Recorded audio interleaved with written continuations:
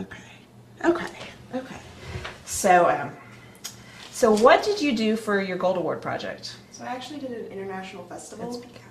I did an international festival for my Gold Award, and it was also a collaborative project, and it was my senior thesis as well for my senior year. All right. So, I mean, why did you choose to do an international festival?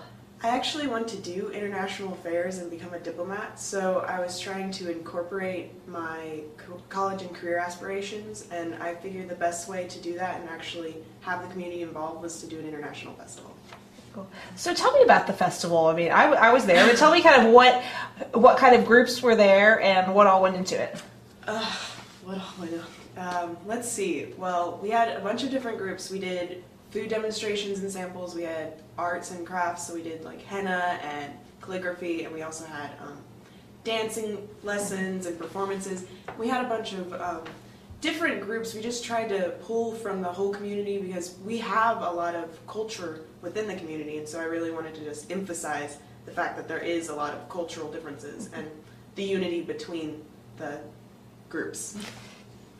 So what did you learn about yourself by doing this? I definitely learned that I'm really good at communicating and actually getting my point across and having people work with me, even though I had no budget, except for, well, I had $200 from my troupe, but otherwise I was basically stating I have no budget. So none of my performers actually had any money. They were all volunteering, which was wonderful, but it was also a tremendous effort for both them and I to get them to come out and say, this you're not going to get paid for, but it would be really great for the community if you came out and did this, and it would really benefit both of us. Mm-hmm.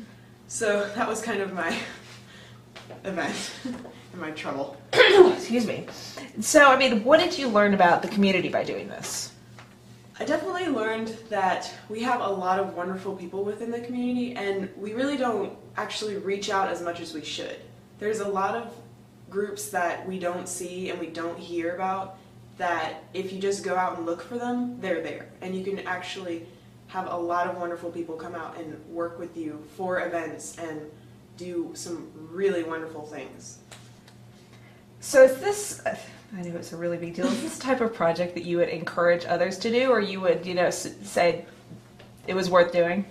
It was definitely worth doing. It's definitely one of those things that you have to have a commitment for.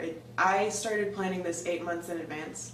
That's an extensive time period, and I actually had to have basically all of my stuff together 2 months in advance for any sudden problems that would occur and any just, you know, downfalls that might exist. And so it was a lot of work, but it was well worth the work. So how did you benefit by doing this? I definitely benefited in making connections and learning how much I am actually capable of, and I found that I'm much more capable of things than I thought I was, and I can actually do more, and I'm very good at actually planning events. I've learned that. There you go. So, I mean, what are your long-term plans? Are you going to go to college next year? Definitely going to college. I'm definitely going to college. I don't really know where yet. I have a lot of options right now, and I applied to 13 schools. I've been accepted to 9 so far, waiting for the other 4.